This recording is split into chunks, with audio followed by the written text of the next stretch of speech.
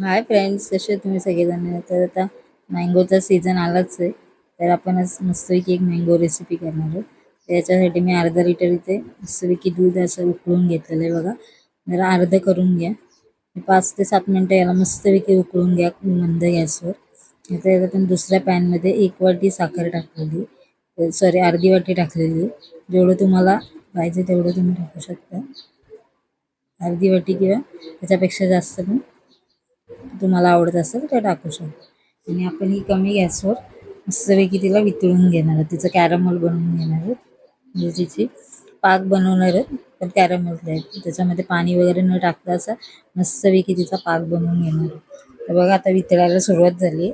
असं हलवून हलवून तिला वितळून घेऊ शकता तुम्ही. हे लो फ्लेमवरच करा, हे ते खाली करपून वगैरे जाणार नाही आणि आपली मस्तपैकी कॅरमल शुगर तयार होऊन जाईल. बघा मस्तपैकी आपला शुगर पाक रेडी झालं. तर आता मी इथे गॅस बंद करणार आहे आणि हे आपण दुधात ॲड करून घेणार आहोत. बघा मस्तपैकी आपलं रेडी झालेलं आहे. गॅस फ्लेम करून ऑफ करूया. ही रेसिपी आवडली तर नक्की लाईक, सबस्क्राईब आणि शेअर करायला विसरू नका. इथे बघा जे आपलं मिश्रण दुधाचं सॉरी गरम करत होतं, त्याच्यामध्ये आपण हे शुगर सिरप टाकून हे मिक्स करून घेऊ. हे जरी तुम्हाला असं वाटत असेल स्पूनला वगैरे आलं, पण ते दुधात तुम्ही सतत हलवत ते मिश्रण मिक्स केलं तर ते मस्तपैकी त्याच्यामध्ये दुधामध्ये एकदम मिक्स होऊन जातं. ते अजून 5 मिनटं मी हे पूर्ण मस्तपैकी घट्ट होण्यासाठी शिजवून घेणार. ते दूध घट्ट होते तोपर्यंत आपण इथं अर्धी वाटी दूध घेणार आहोत. साई सकट घेतलं तरी चालू शकतं. आणि त्याच्यामध्ये आपण 2 चमचे मिल्क पावडर टाकणार आहोत आणि 1 चमचा कॉर्नफ्लॉवर. जर तुम्हाला कॉर्नफ्लॉवर कमी टाकायचं असेल तर तुम्ही टाकू शकता. कॉर्नफ्लॉवर टाकल्यामुळे थोडा घट्टपणा पण येईल आणि अजून आपलं मस्तपैकी शाईन पण येईल. त्याच्यासाठी कॉर्नफ्लॉवर थोडंसं टाकून घेऊ. तर हे बघा, हे दुधामध्ये आपलं साध्या दुधामध्येच आपण हे मिक्स करून घेतलं. मी दूध उकळलं होतं, ते दूध घेऊन त्याच्यात हे मिश्रण तयार केलं होतं. आणि हे मिश्रण बघा आता आपण या दुधामध्ये टाकलेलं आहे आणि मस्तपैकी हलवून हलवून असं ह्याचं मिश्रण तयार करणार आहोत आपण. हे बघा, या पूर्ण आता 5-7 मिनटं याला पूर्ण शिजवून घ्या.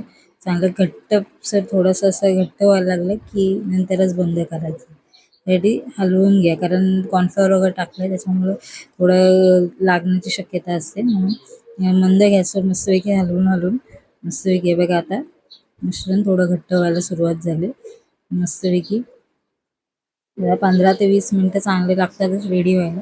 तर इथं मी गॅस फ्लेम ऑफ करणार आहे आणि याला सगळं मस्तपैकी थंड करून घेणार आहे. पूर्ण थंड झाल्याशिवाय ते यूज करू नका. आता इथे मी मिक्सरच्या भांड्यात एक आंबाचा गर काढून घेतलं आहे आणि अर्धी वाटी फ्रेश क्रीम असेल तर घ्या, नाही तर मग तुम्ही साय असेल तर ती साय घेऊ शकता. आणि याच्यामध्ये जे आपण थंड केलेलं दुधाचं मिश्रण आहे ते टाकायचं आहे. हे बघा, एक आंबा जेवढा गोड आहे तेवढंच हे करा, कारण आपण याच्यामध्ये पण शुगर टाकू. आणि मस्तपैकी मिक्सर जारमधून फिरून घेऊ. बघा असं क्रीमी मस्तपैकी आपलं आईस्क्रीम रेडी होईल. मस्तपैकी असं क्रीमी झालेलं आहे.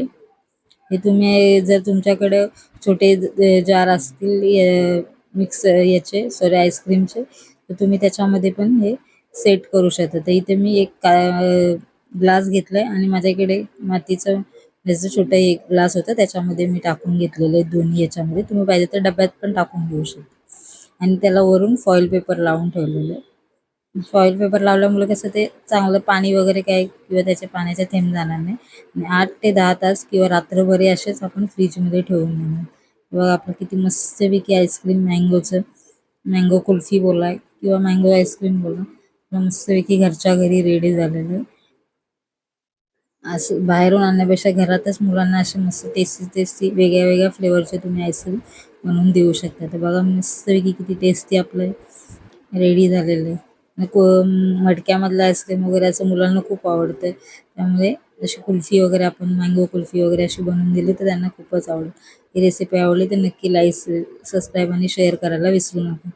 तर आता इथे मी एक ग्लासमध्ये काढायसाठी थोडं पाण्यामध्ये 1 मिनिट ठेवलं होतं. आणि हे आपण असं एक सुरी किंवा चम्मच घेऊन तुम्ही अगोदरच त्याच्यामध्ये चम्मच टाकलं तरी सुद्धा होऊ शकते. तर इथे मी सुरी टाकून हे बघा मस्त की ड्रायफ्रूट लावून घेतलेले. तुम्ही असेच छोटे छोटे कट करून ते असे प्लेटमध्ये टाकून वरून ड्रायफ्रूट टाकून पण तुम्ही पाहुणे वगैरे आले तर असे सर्व करू शकता. किंवा तुम्हाला पाहिजे तसे कट करून तुम्ही देऊ शकता. हे बघा मी छोटे कट करून यांना असे ठेवून प्लेटमध्ये ठेवलेले. बघा किती मस्त आणि टेस्टी, टेम्पटिंग आणि जास्त पण एवढी मेहनत नाही. तर नक्की लाईक सबस्क्राईब करा. Thank you for